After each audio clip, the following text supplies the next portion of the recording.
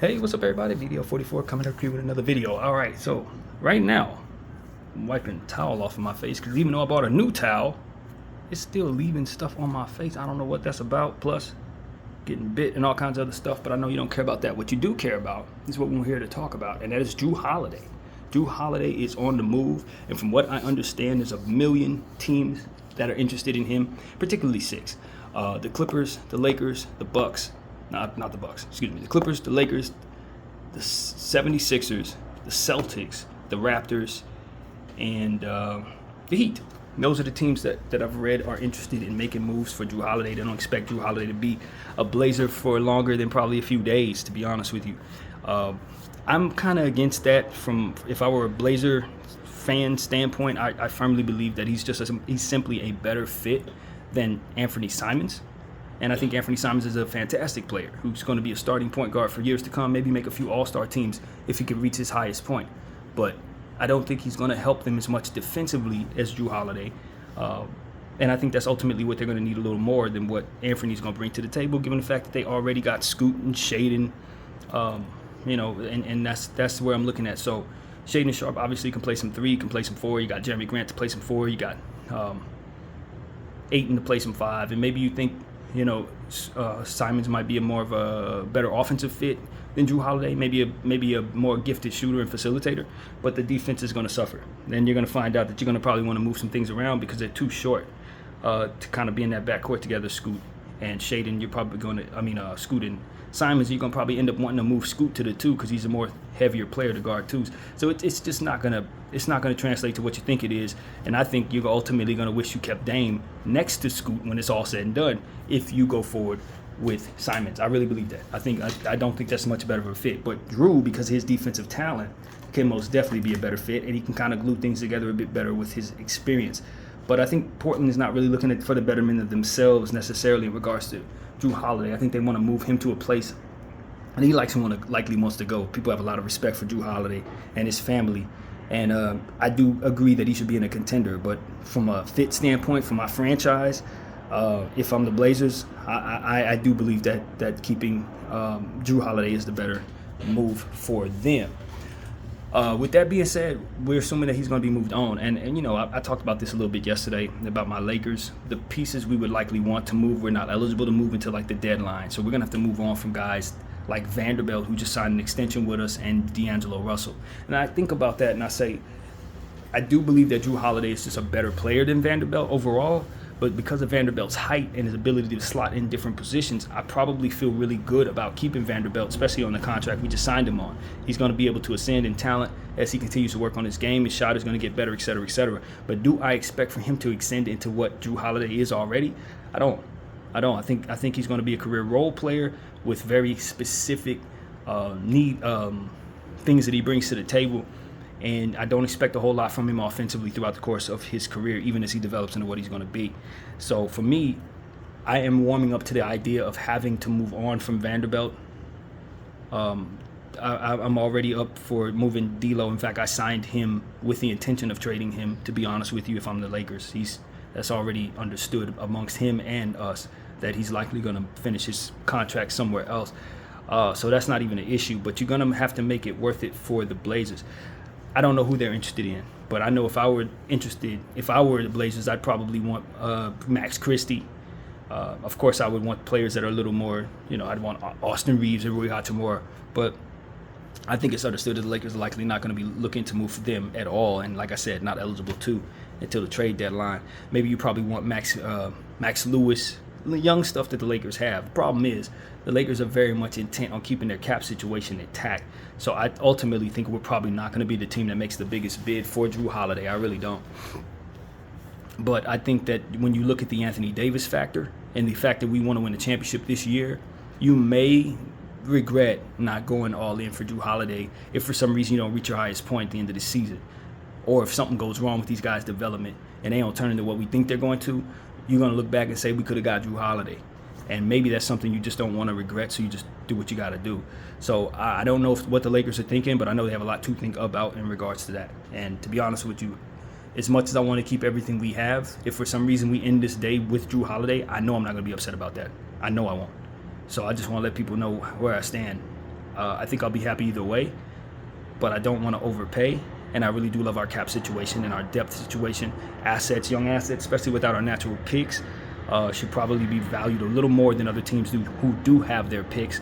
With that being said, I don't know that we can outbid those teams even if we throw in those guys, especially if they're willing to give up picks. I haven't heard the New York Knicks name in this situation, but from what I understand, they have not only 7 picks, but another pick on top of that, from which I didn't know they had 8 picks, from which are tradable at the moment. They can get anybody they want at any moment. And they can get rid of any bad contract they have with those assets as well. So the Knicks are probably one of the most valuable teams in the league, not only from, obviously they're one of the most valuable teams in the league, but more so in terms of what they have as assets tradable. Yeah, they can get anybody right now. So I just don't think the Lakers can outbid these teams without giving up more than what they would want to.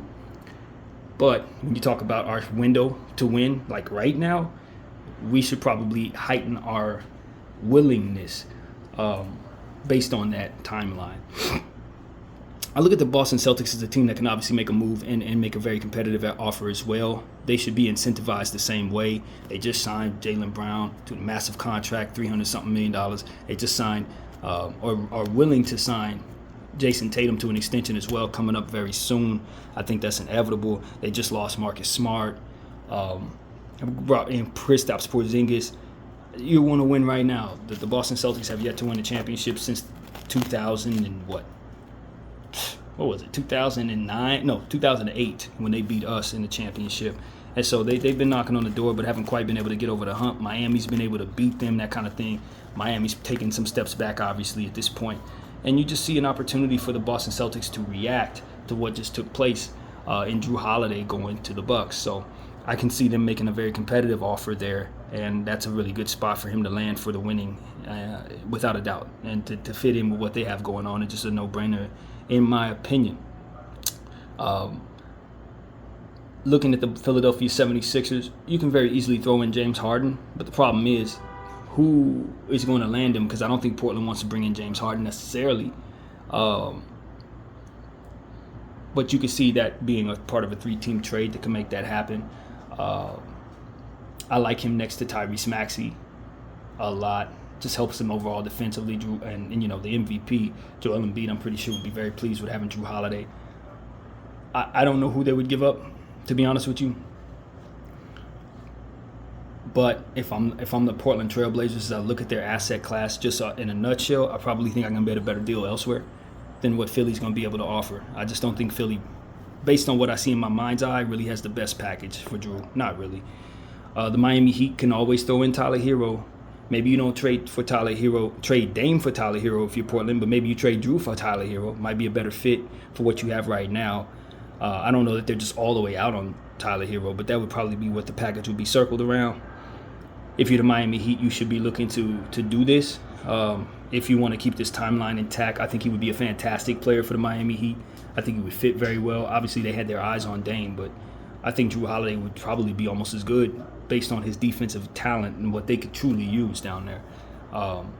Jrue Holiday's a player that didn't have his greatest playoffs this past year, but he is somebody who did some fantastic things in the finals 3 years ago.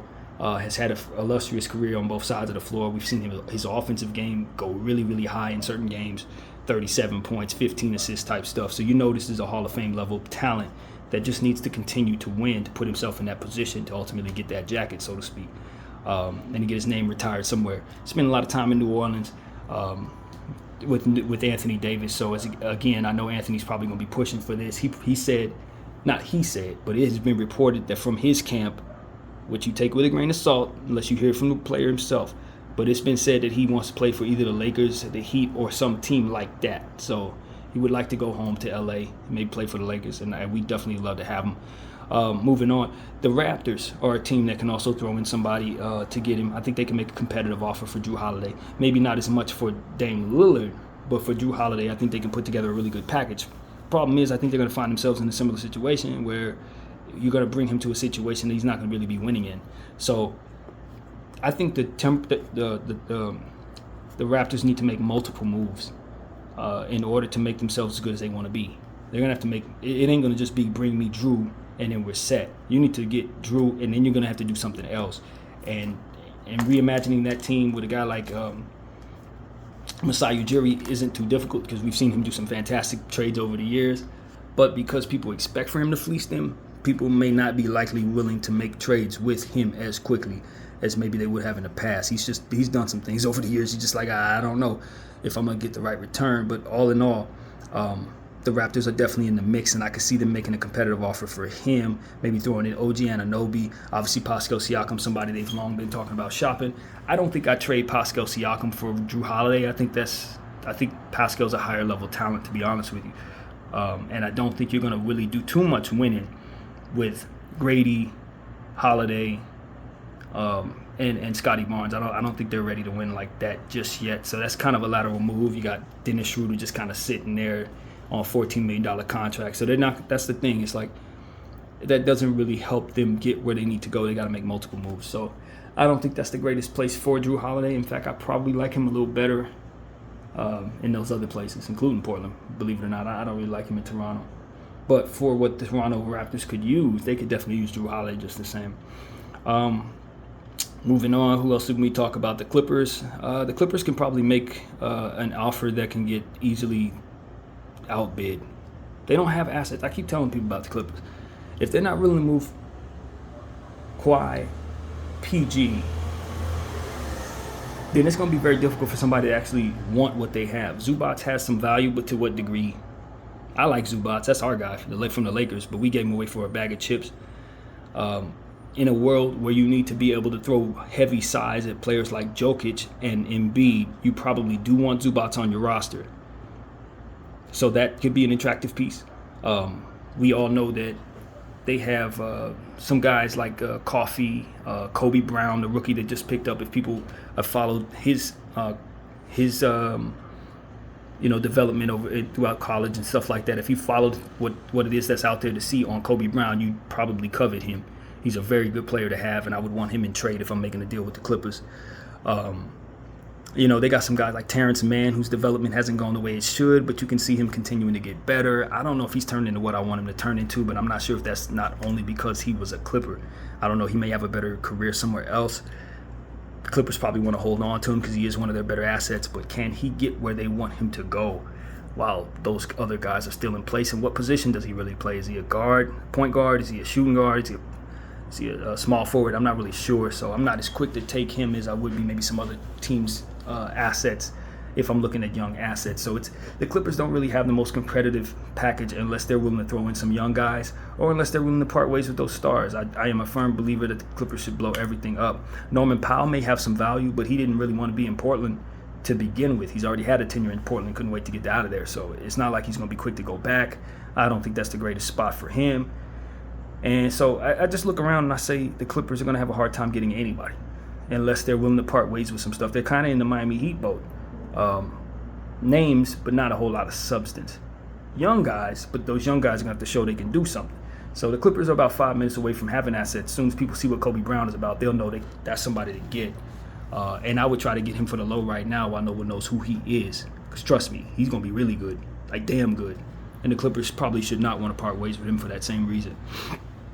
So, yeah, could they make a trade to get Jrue Holiday? Honestly, I don't think so. I really don't think so. I don't think the Clippers have nothing. They have to blow it up, just like the Heat, in my opinion. Who else did we mention?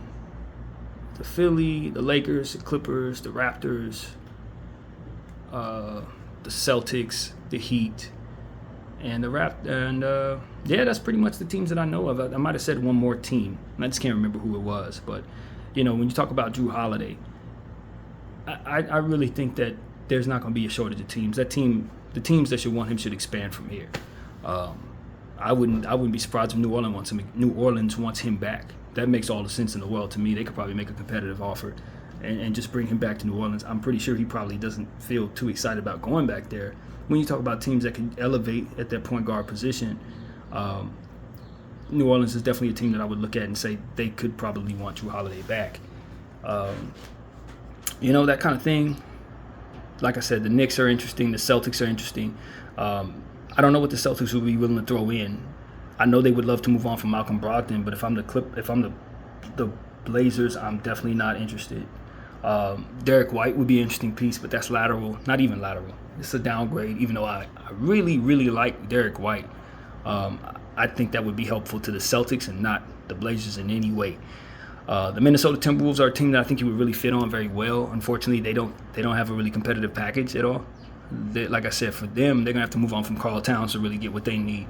And since they haven't yet to do that, I don't think they can make a real competitive package for anybody, unless they're throwing in McDaniels, which I would not advise them do.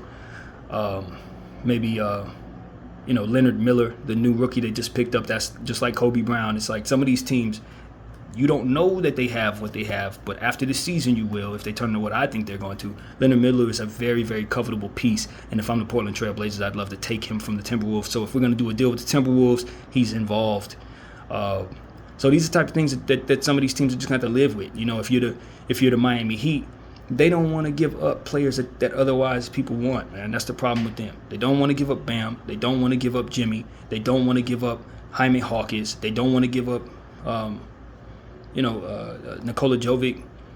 They only seem to want to give up Tyler Hero. And while Tyler Hero has more value than people say he does, you got to find the right fit for him. He's an injury-prone guy who tends to not really do a whole lot consistently. When he's in, he can go to his ceiling can go really up, but he's not really going to do a whole lot other than what it is that he does, which is score the ball, and that's it. He's going to shoot the three. He's going to do a lot of dancing and stuff like that. That's going to be really entertaining, but how much does that really translate to winning for you? He's a closer to a degree. You can give him the ball and he can go to work down the stretch, but how many games is he going to play? So these are the type of things that you just have to answer in regards to Tyler Hero. These are questions, and I don't know that I have the answer to those questions, and I don't know the field has the answer to those questions, and that's kind of why he hasn't been traded as of yet. Now, I do understand that there are some teams that are interested. From what I understand, the Brooklyn Nets, the Utah Jazz, and I forgot who the other team was. I think it was the Charlotte Hornets that have interest in Tyler Hero. I don't have a problem with him going to any of those places. I think he'd fit in pretty well with those three places. So maybe you can flip him there, take some of their assets. We know the Charlotte Hornets got nothing but point guards. Maybe flip them somewhere else and then take the equity from them and send it to Portland. These are the type of things that are possible, but it's just a lot of steps that have to be taken. And, I just don't know if that's going to ultimately land them Jrue Holiday. I doubt it. So, it is a situation where, as I look around, I say, okay, none of these teams are going to want to outbid themselves, each other rather. They're not going to overbid for Jrue Holiday when they know that the teams involved don't really have a whole lot. So if I'm the Lakers, I'm looking around and I'm saying, there is a chance where I could actually land Jrue Holiday just from throwing in Vando and D'Lo, because the other packages that the teams that want him have aren't going to be any good. And the Celtics are going to have to overpay or rather outbid these other teams, and that's not going to be too difficult for them, so I can probably see him landing there. That's what it really comes down to. The Celtics probably look like the best place for him in all forms and fashions because they can afford to give up the stuff, including pick equity. They got Derek White piece if for some reason they want to, Portland would be interested in him. They look like the most likely spot in my mind's eye for Jrue Holiday, to be honest. If I'm a betting man, I'm going to say the Celtics right now, just because they have the incentive to get him based on the fact that the Bucks are in the division. They need to answer that Dame move. He should probably want to be in a place like that so that he can get back at the Bucks for trading him, and et cetera, et cetera. So that looks like the best bidding offer in theory, unless somebody else emerges, like a Utah, again the Knicks. Yeah, that looks like the best one. Now, if Philadelphia wants to part ways with Tyrese Maxey, then that changes the story a little bit. But Philly should not be willing to move on from Tyrese Maxey in this type of deal, I don't think. I don't think so.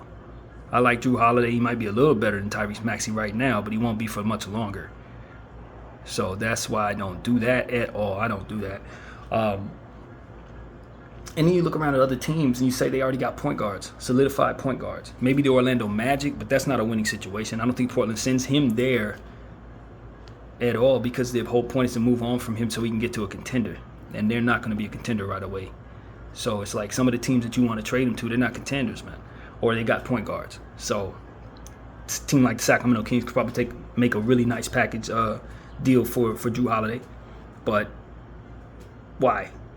When you got De'Aaron Fox, you got Davion Mitchell, you got, all these guards, Malik Monk, you got Kevin heard it. Why? Like, why?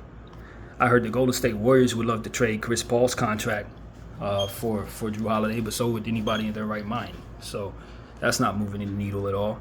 And I'm gonna make, if I'm the Portland Trailblazers, maybe I bring Chris Paul's contract to me to stretch, and then I got the free cap space to do whatever I want. That might be some incentive for the Portland Trailblazers, given the fact they've been in kind of a cap hole for the last several years. But I don't think that's the best trade package for Jrue Holiday at this point. And you're certainly not bringing Chris Paul to your situation. If you're moving on from Jrue Holiday, while he's not playing there. So Boston makes the most sense. Boston has the best package. Boston has the best chance to win a championship. Boston gives him an opportunity to stick it back to the Milwaukee Bucks for trading him. It's Boston. It looks like Boston to me. They got all the reason to do it. They got the picks to make it happen. Yeah. Problem is, who's going to take Malcolm Brogdon? Because that's exactly who they're going to want to move. And if I'm the Blazers, I'm not taking back Malcolm Brogdon. So they're going to have to find a landing spot for Malcolm Brogdon. And that's going to be interesting. Or, like I said, they can move Derek White. Which I would love to put Jrue Holiday and Derek White next to each other.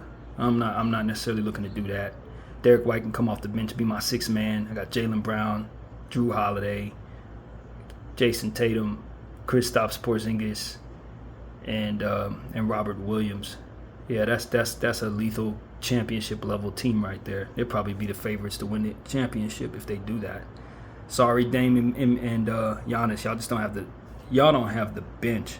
A lot of people are ready to vault them straight there, but I know better. This is an 81 game schedule plus playoffs, and these are older guys.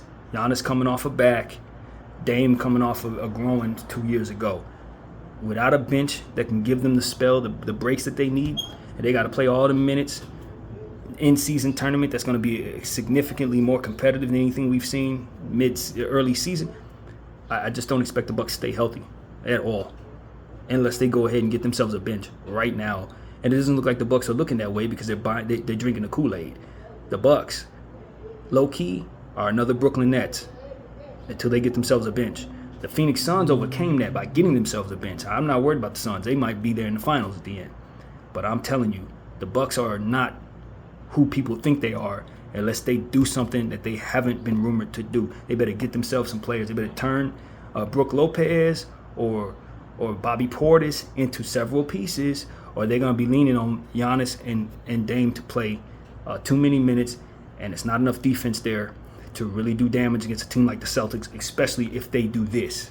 If the Celtics do what it is I think they're going to do, which is get Jrue Holiday right now, I got them winning the East. I got them winning the East right now.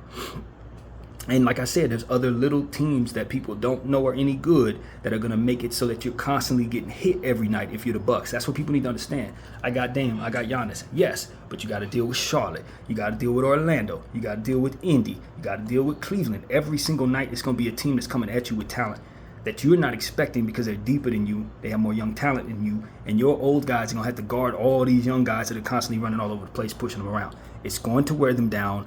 This is just how it goes. So I already know this. I've seen this several times. You can't fool me with stuff like this. Dame and Giannis can win a championship in a good situation. And this could be a good situation if the Bucks get creative and start moving stuff around to get them the bench that they need. Otherwise, mark my words, they're not winning the championship. They're not winning the East. So that's all there is to it. Two players ain't gonna win you a championship, baby. I don't care how great those players are. If you put too much pressure on them to go up against people constantly punching them, think of it as a jab. Pow, pow, pow. Every night you're getting hit. Pow, pow, pow. Philly coming. Boom. Knicks coming. Boom.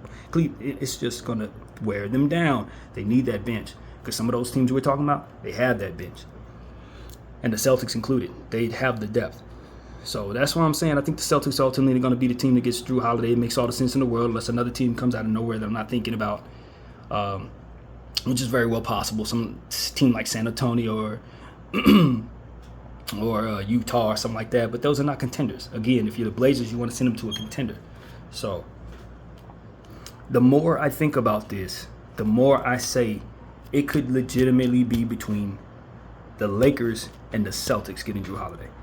Because Anthony Davis is going to make a push for this. If all things considered in my mind make any sense, Anthony Davis is going to tell the Lakers, go get him. And if the Lakers are willing to add in a Max Christie, a Max Lewis, Jalen Hood-Schifino, if we're willing to part ways with those type of pieces, we can win that battle, depending on what the Celtics will be willing to do. And if the Celtics start talking about Malcolm Brogdon, you know what I mean, the Lakers are gonna have a more competitive offer. We really will. We'll have a more competitive offer with Vando and Jalen Hood-Schifino and Max Christie and second-round picks and D'Angelo Russell. We can win that. We can. But what we would end up doing is depleting ourselves of our flexibility in our cap, which is ultimately what we've been building all this time, our depth, which is ultimately what we've been building all this time. And you got to ask yourself, if LeBron James goes down with the injury and he's 106 years old, Jrue Holiday and Anthony Davis, are you really much better than New Orleans was? Wouldn't you just be better to be able to shift into the development phase of your situation? That's a strength of ours. If Bron goes down, we can still play our season. It's not a run into the ground type of thing. Is Jrue Holiday going to want to play for the Lakers if LeBron James ain't out there? And the likelihood of LeBron James staying healthy all season long isn't all that great. So that's why I probably opt not to move on from the Christies and the Lewises and the Hood-Schifinos. Nah, I want to keep them dudes. And so that's why I ultimately think the Celtics will outbid the Lakers, because I think the Lakers can outbid the Celtics, depending on what the Celtics have in place other than picks. But once you start trying to get rid of some of that stuff, then you start realizing you're probably not better for it based on the health expectancy of our core. So that's what I'm thinking. If I knew my core was going to be healthy, if our core could be like the most Iron Men, like Mikal Bridges, Bron was like he used to be, then of course, yeah, let's go bring him a player we know we're going to win. But Bron's, I don't expect him to play more than 50 games. And because I don't expect him to play more than 50 games, how many games are I expecting Anthony Davis to play? It's like we could very well find ourselves depleting ourselves of all these assets, and then Jrue Holiday be the best player on the floor because them two dudes be out. Got to see that coming. So that's why I'm ultimately probably out, depending on what it's going to take to get him. If I can just throw in maybe Vando and D'Lo, maybe I do that. But if I'm Portland, I don't do that, and then I give them to the Celtics anyway. So that's pretty much what I got to say. My name is BDL44. I thank you all for watching. Out.